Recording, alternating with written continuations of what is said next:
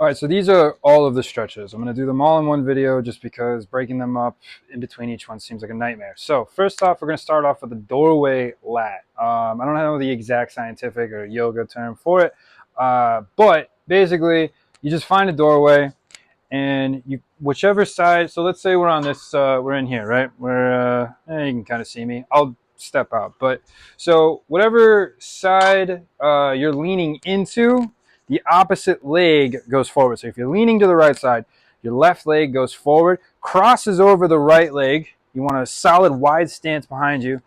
Your hand's going to go above your head. And you're going to lean and grab the doorway and push your hip out, right? So essentially, you want to look like this. And this, you're going to feel it in your lat, and you're going to feel it in your obliques a little bit, and then down in the QL, which attaches to your lower back. This is a really great exercise if you have really bad lower back. You just feel like you can't get a good deep breath in. This is a good one for that. Each side, again, so if you're leaning to the right, or I'm sorry, to the left side now, you're going to lean to the left, stick your right hip out, right hand goes overhead, right leg goes forward, left leg goes back. You want to cross the right leg over the left. So that is the doorway lat. Elephant walk. Find a yoga block or a dumbbell or something like that. You know, however low you can get is great. But if you need it to be upright, that's better, or that's good. That's fine. You're gonna straighten one leg out entirely, bend the other, and then just hold this position. You want to stretch this left leg. So I've got my left leg straightened out entirely. You want to stretch this out. Just breathe in through the nose, out through the mouth. With every breath, you want to try to get a little lower. Maybe get your hands a little lower on the block. If you need to start up here with just your the tip of your fingers, that's fine. But as time goes on, you want to try to get lower, get your palms on the block, and eventually, when you get flexible enough, get your fingers down to the floor. And then when you're going to do that one for a minute or 30 seconds, whatever is comfortable, and then you're going to switch sides, bend the left knee, straighten the right leg out, and then again hold that for about a minute. Next up is the pigeon. There are a couple different ways to do this one. I don't know why it's called a pigeon. It doesn't look like a pigeon, but it's called a pigeon. So I'm not really sure. I think this is the easiest way to start off. You're going to, again, cross your right leg over your left first. You're just going to drop your knee to one side. Now, I've got my heel in line with the back of my knee. I don't have my knee in front of my foot. I've got the heel in line. You can get one foot in front. Try to sink into it a little more to one side. You're going to feel this in the glute, again, in a little bit in the lower back. This is going to help strengthen your, stretch your hips a little bit.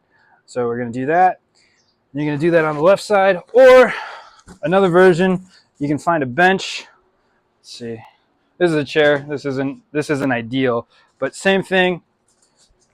Ooh, get that across. Ooh, feel that. That's a deeper stretch. Now, when you're doing it with an elevated pigeon, get the yoga block, put it under the knee that's on the ground, a pillow, something like that, something soft you can rest your knee on, putting a lot of weight on that.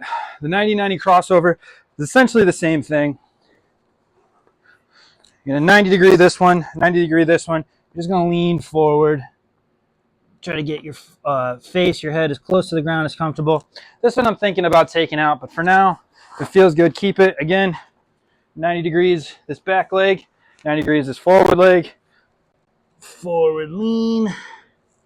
Basically the same thing as a pigeon, just a little easier. You start off with that one instead of the pigeon. Doorway chest / shoulders. Find a doorway, 90 degrees in the elbows to the shoulder, and just lean in. This is a little wide. Wouldn't recommend this. I would recommend a doorway. Just lean in, keep your head down. If you need to, stick your stomach out. That's going to hit a different part of the chest and the shoulder. And then look down, look up, breathe in, breathe out. We're still doing good. 4 minutes. All right, let's try to wrap this up. Trap pull. You can get a cable or a dumbbell. Dumbbell is easier, honestly. Grab a dumbbell, hold it in one hand, and then turn your head to one side. You're going to look up, keeping your head turned to one side. Keep your jaw clenched. That'll stretch this muscle here. And then look down, and then look up. You're going to feel that all in the neck. Anywhere you feel a spot tight, in particularly tight, Just hold it there for an extra couple of seconds and then move your way up. Slowly move your way. So you want to pause, hold it there for a second, and slowly move your way down. Find the next tight spot, hold it there. Keep going down. If you don't feel anything tight from there, go all the way down. Go all the way back up until you feel a particularly tight spot. Again, you're going to feel this in the traps, a little bit in the neck. Couch stretch. I don't know what else to call this because typically you just use the couch, but again, I'm going to use the chair. This is good for the quads and the hip flexors. Again, if you got a couch, a bench, chair is fine. Basically, you're going to do a Bulgarian split squat. You're going to lower yourself all the way down to the ground. One foot's elevated, and you're just going to lean in. You got this one for support. You can use a stick, you can use a bench, whatever you need to for the side.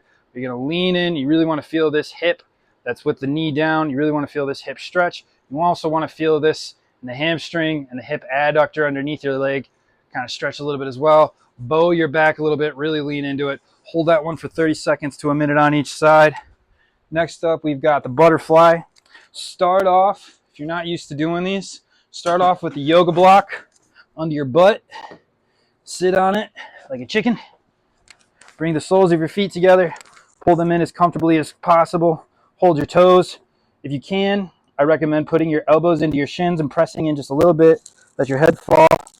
Lean into it a little bit so your lower back can get a side.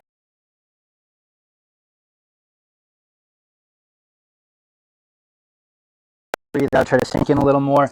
As time goes on, I want you to fall forward more. Really try to get the lower back. If you can, just swing side to side, not aggressively, but hold it there for a couple seconds on one side, hold it there for another while you're falling forward. 7 minutes. I think we got one more. Seated toe touches. These are, everybody knows these ones, right? So by then you should be all loosened up.